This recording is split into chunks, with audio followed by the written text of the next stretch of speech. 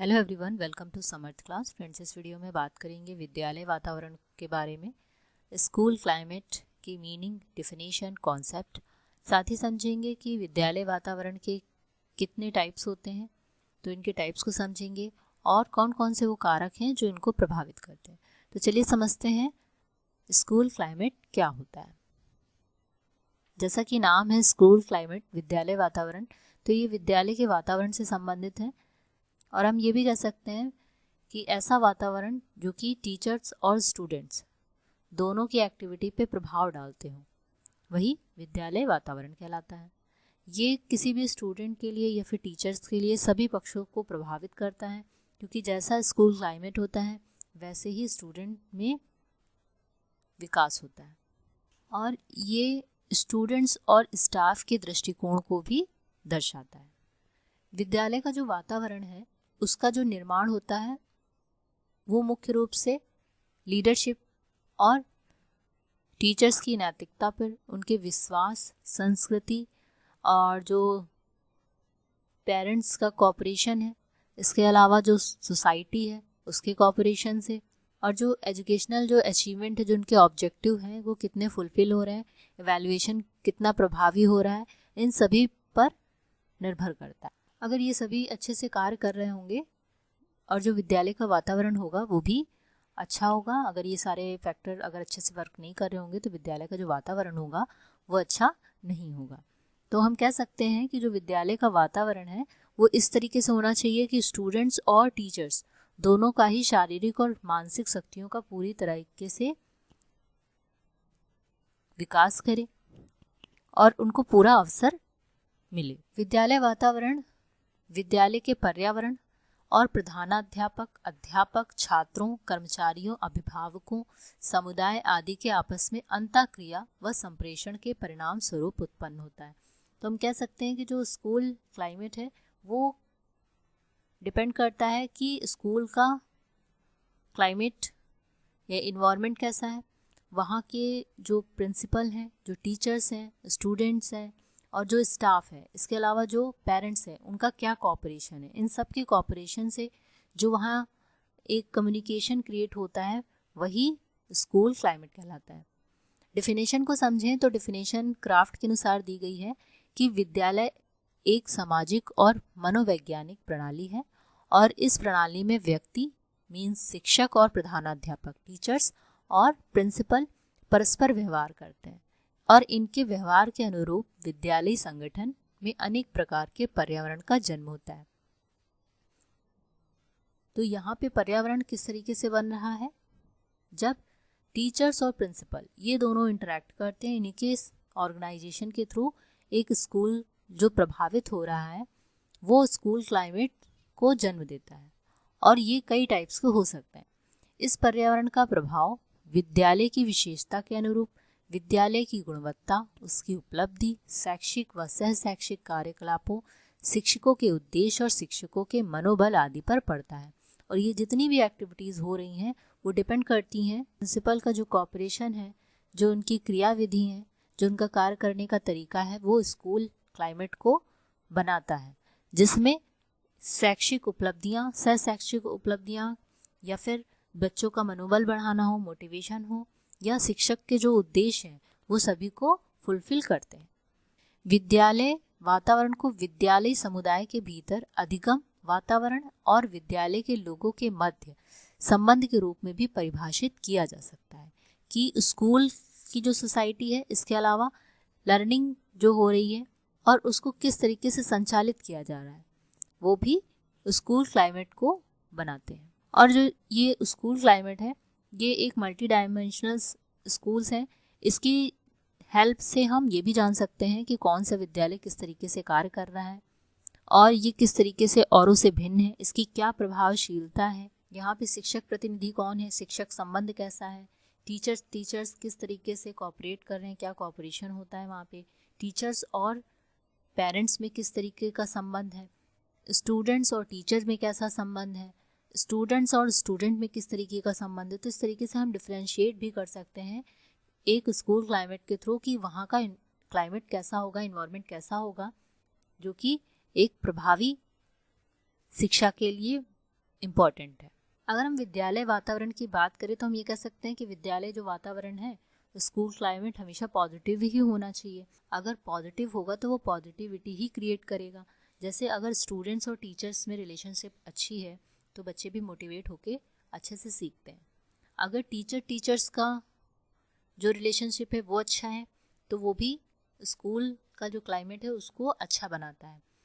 Otherwise अगर teachers में ही relationship अच्छी नहीं होगी तो स्टूडेंट भी उसको देख के वही चीज़ सीखते हैं। तो हमेशा पॉजिटिव होना चाहिए। टीचर्स और पेरेंट्स के बीच में भी एक पॉजिटिविटी होनी चाहिए। उनका संबंध ऐसा होना चाहिए कि किसी भी चीज़ को लेके वो अच्छे से बात कर पाएँ। स्टूडेंट्स के बारे में एक सही जो इन्फॉर्मेशन है वो पेरेंट्स को दे पाएँ और किस तरीके से जो स्टूडेंट्स है वो अच्छा स्कोर कर पाएँ, अच्छा अचीव कर पाएँ, उससे रिलेटेड भी उनसे बात कर पाएँ। और प्रिंसिपल का जो रोल है वो प्रिंसिपल का ये है कि वो स्टूडेंट्स के साथ साथ जो वहाँ के टीचर्स हैं उनके साथ भी एक इंटरेक्शन हो, जिससे जो टीचर्स हैं वो अच्छे से अपना काम कर पाएँ ताकि उनके उद्देश्य जो उन्होंने निर्धारित किए हैं किसी भी बच्चे से रिलेटेड या स्कूल से रिलेटेड वो भी पूरे हो पाएँ। तो यहाँ पर प्रिंसिपल का भी बहुत बड़ा रोल है जो कि एक स्कूल क्लाइमेट को बनाता है। अगर स्कूल क्लाइमेट अच्छा होगा तो स्कूल भी काफ़ी अच्छा प्रोग्रेस करता है। यहाँ पे जो स्कूल क्लाइमेट बनता है वो स्टूडेंट्स, टीचर्स और प्रिंसिपल इन तीनों के इंटरेक्शन से बनता है। इनके बीच की जो क्रियाविधि है, जो संबंध है, ये सब एक क्लाइमेट को निर्धारित करते हैं।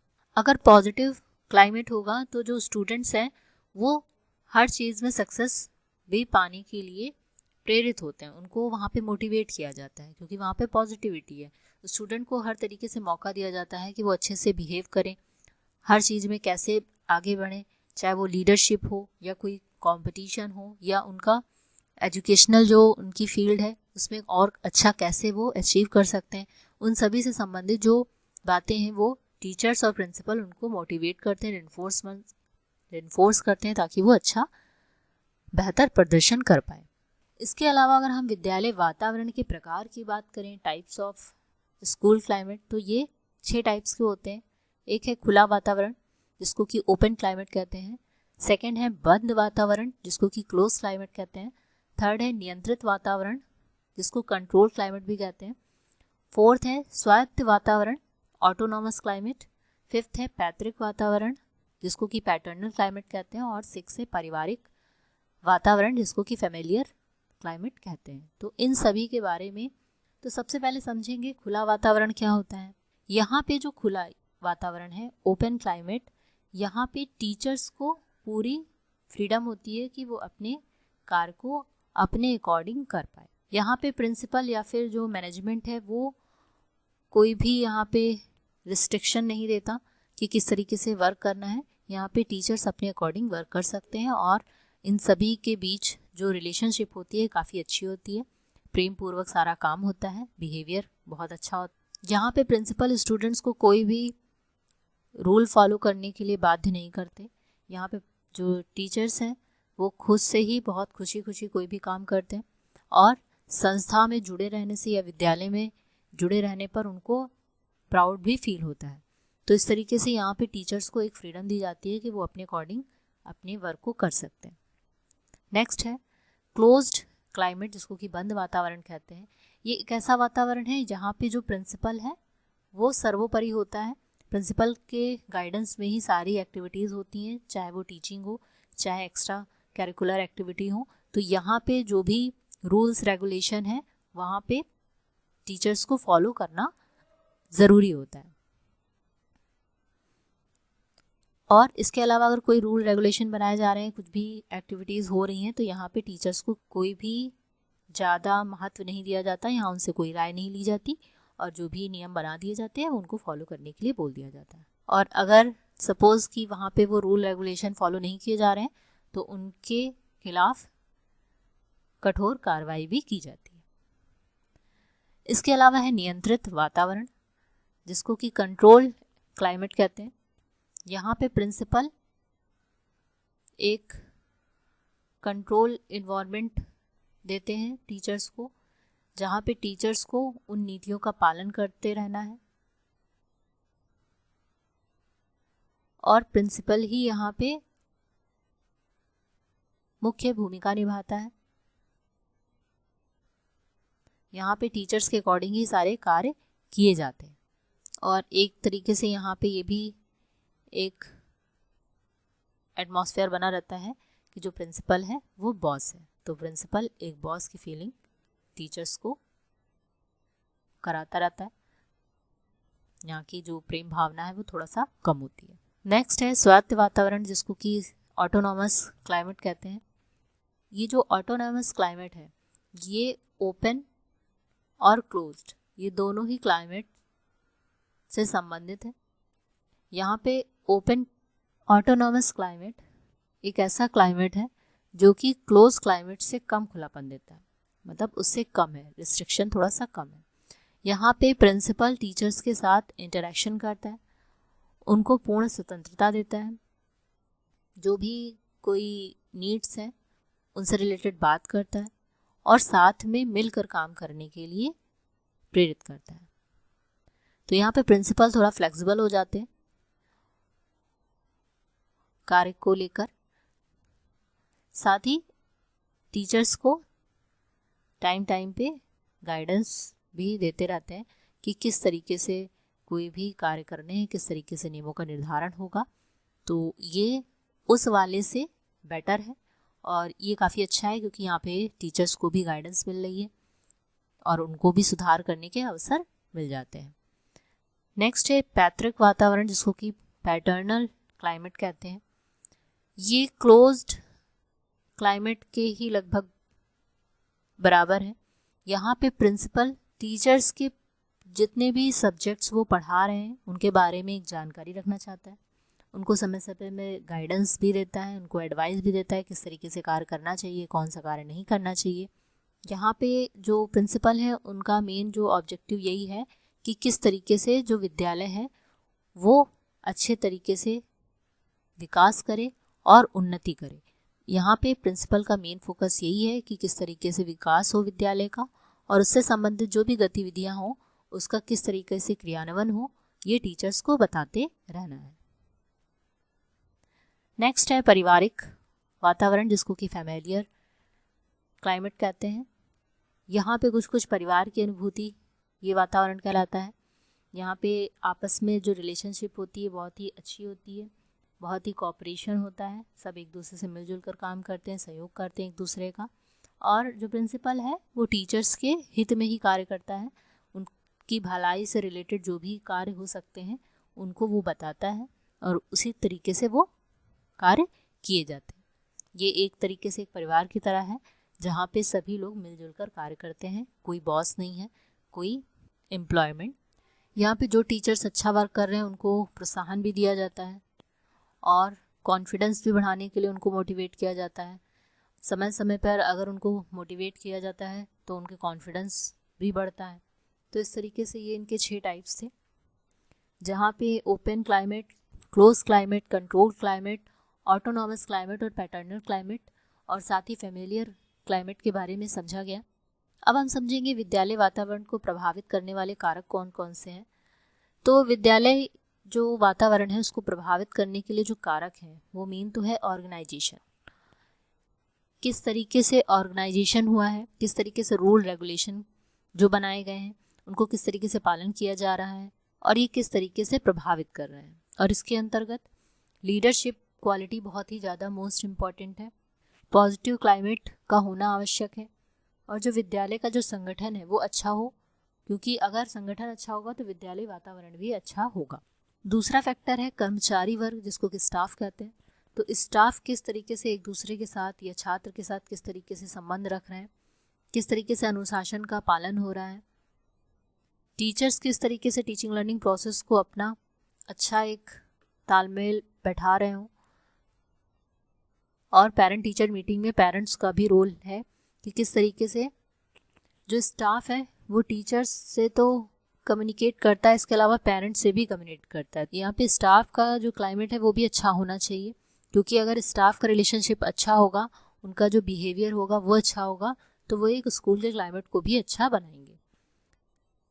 नेक्स्ट है स्टूडेंट्स। स्टूडेंट किस तरीके से प्रभावित करते हैं इस क्लाइमेट को। यहाँ पे स्टूडेंट जो जाते हैं स्कूल वो लर्निंग के लिए जाते हैं, तो अगर उनका इंटरेस्ट अच्छा होगा तो लर्निंग भी अच्छी होगी, वो एक्टिव होकर कार्य भी करेंगे, हर चीज़ सीखेंगे भी, अपने कार्य को भी समझेंगे, उनकी जो रिस्पॉन्सिबिलिटी है उनको समझेंगे, किस तरीके से वो सहयोग कर सकते हैं आपस में, उन सब का भी प्रभाव क्लाइमेट पे पड़ता है। अगर टीचर्स अच्छे हैं तो स्टूडेंट की जो बिहेवियर होगा वो भी अच्छा होगा। अगर जो क्लाइमेट है वो पॉजिटिव होगा तो स्टूडेंट में पॉजिटिविटी बढ़ेगी और वो भी अच्छे से बिहेव करेंगे और अच्छे से अपने कार्य को करेंगे। नेक्स्ट है फैमिलीज़। यहाँ पे जो परिवार है वो भी बहुत ही ज़्यादा मोस्ट इम्पॉर्टेंट रोल प्ले करता है क्लाइमेट से संबंधित, क्योंकि जो सबसे पहले बच्चा सीखता है वो अपनी फैमिली से सीखता है। तो यहाँ पे जो मूल्य हैं, जो संस्कार हैं, वो सबसे पहले सीखने के जो अवसर हैं वो उसको अपने परिवार से ही मिलते हैं। अगर परिवार का संबंध अच्छा है बच्चे का तो वो जब स्कूल में जाते हैं तो स्कूल में भी अच्छा प्रदर्शन करते हैं।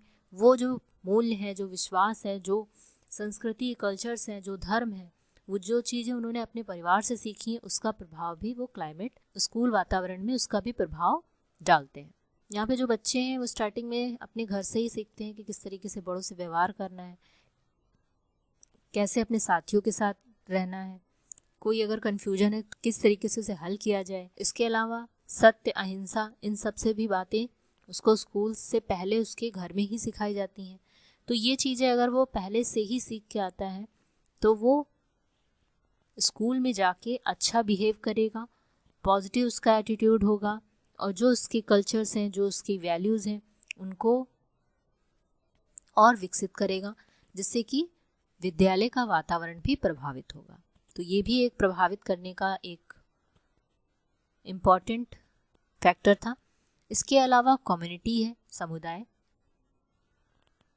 क्योंकि जो ह्यूमंस है वो कहाँ हैं, वो सोसाइटी में ही एक मेंबर है। उनके क्या रीति रिवाज हैं, जो प्रथाएं उन्होंने अभी तक देखी हैं, जो मिलजुल कर कार्य करने का उनका जो तरीका है, जो आदतें हैं, वो सब विकास उनका कहाँ होता है, समुदाय में ही होता है। और स्कूल क्या है, ये एक समुदाय है, समुदाय का ही लघु रूप है। तो समुदाय का जो भी प्रभाव है वो विद्यालय पर भी पड़ता है, क्योंकि स्कूल जो बनाया गया है वो सोसाइटी को देख के ही बनाया गया है, सोसाइटी की नीड्स को फुलफिल करने के लिए बनाया गया है।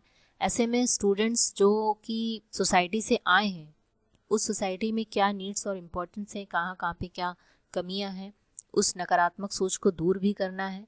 तो ये सब चीज़ें वो विद्यालय में जाकर सीखते हैं। और जो टीचर्स हैं, जो प्रिंसिपल हैं, उनका भी यही कार्य रहता है कि किस तरीके से समाज की उन्नति हो, किस तरीके से उनको शिक्षा दी जाए, कैसा एक क्लाइमेट बनाया जाए स्कूल में कि वो बेहतर सीख पाएँ और उसका आगे विकास कर पाए। क्योंकि जो बच्चा स्कूल में सीखता है वैसे ही वो बिहेवियर बाहर जाकर भी करता है।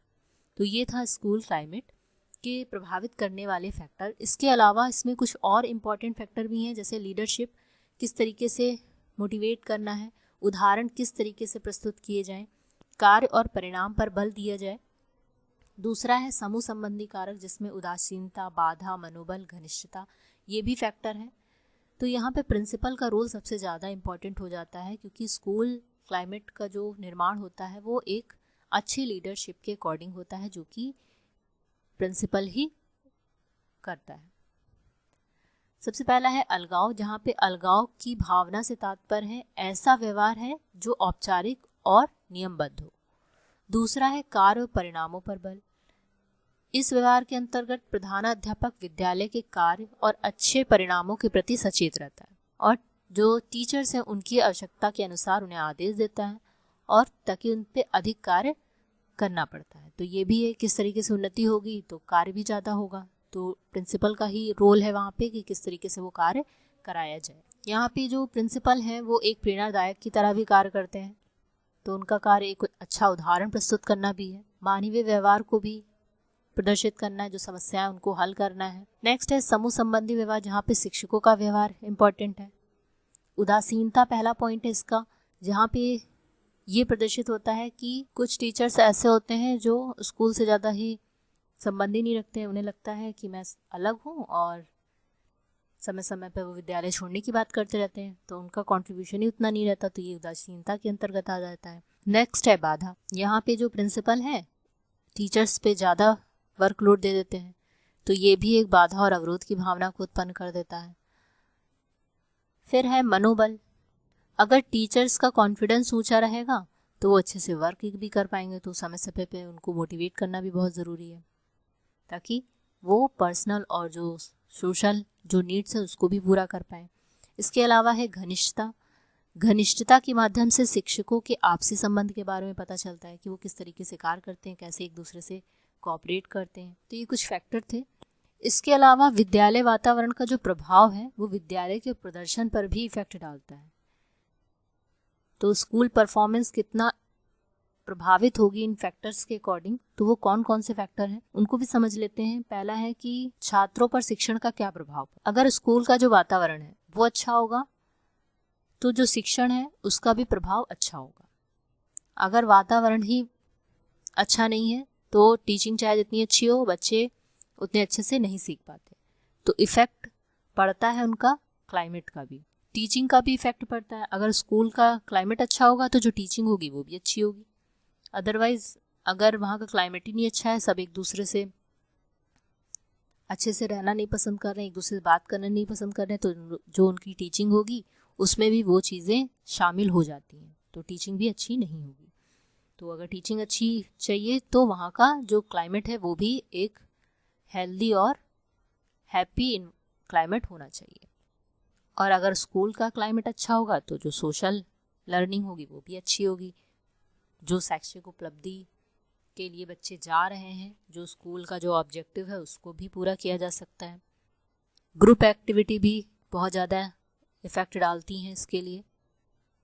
अगर क्लाइमेट अच्छा होगा तो बच्चे भी मिलजुल कर हर चीज़ संयोग से अच्छे से कार्य करते हैं। विद्यालय का जो वातावरण है वो टीचर्स और स्टूडेंट की जो इंटरेक्शन है उस पर भी इफ़ेक्ट डालते हैं। अगर क्लाइमेट अच्छा होगा तो वहाँ अनुशासनहीनता नहीं होगी, तो क्लाइमेट अच्छा है तो वहाँ पे लोग अनुशासन को फॉलो करेंगे, डिसिप्लिन में रहेंगे और अच्छे से टीचिंग लर्निंग प्रोसेस होती रहेगी। कक्षा का संचालन हो गया, जो क्लासरूम एक्टिविटीज़ हो गई, एजुकेशनल फैसिलिटीज़ हो गई, जो क्लासरूम मैनेजमेंट है, ये सारी भी चीज़ें स्कूल क्लाइमेट पर इफ़ेक्ट डालती हैं। क्योंकि अगर क्लासरूम का जो फर्नीचर है ये सब कुछ अच्छा है और टीचर्स भी सब कुछ अच्छे से कार्य कर रहे हैं तो वहाँ का क्लाइमेट भी अच्छा होगा और जो स्कूल की परफॉर्मेंस होगी वो भी अच्छी होगी। जो सुविधाएं अगर बच्चों को अच्छे से दी जा रही हैं, क्लाइमेट अच्छा है, तो परफॉर्मेंस पे भी इफ़ेक्ट डालती हैं। तो इस तरीके से स्कूल क्लाइमेट का सीधा संबंध स्कूल की परफॉर्मेंस पे भी निर्भर करता है। तो इस तरीके से हम कह सकते हैं कि जो विद्यालय का वातावरण है, जो स्कूल क्लाइमेट है, उसका संबंध स्कूल के परफॉर्मेंस पे भी होता है। अगर क्लाइमेट अच्छा होगा तो स्कूल का परफॉर्मेंस भी अच्छा होगा। अगर स्कूल का क्लाइमेट अच्छा नहीं है तो वो स्कूल भी अच्छे से उन्नति नहीं कर पाएगा और उसका जो परफॉर्मेंस होगा वो अच्छा नहीं होगा। आई होप आपको समझ में आया होगा क्या होता है स्कूल क्लाइमेट, इनके टाइप्स के बारे में और किस तरीके से ये प्रभावित करते हैं स्कूल परफॉर्मेंस को। अगर वीडियो पसंद आए तो इसे लाइक, शेयर, चैनल को सब्सक्राइब कर लीजिएगा। मिलते हैं नेक्स्ट वीडियो में।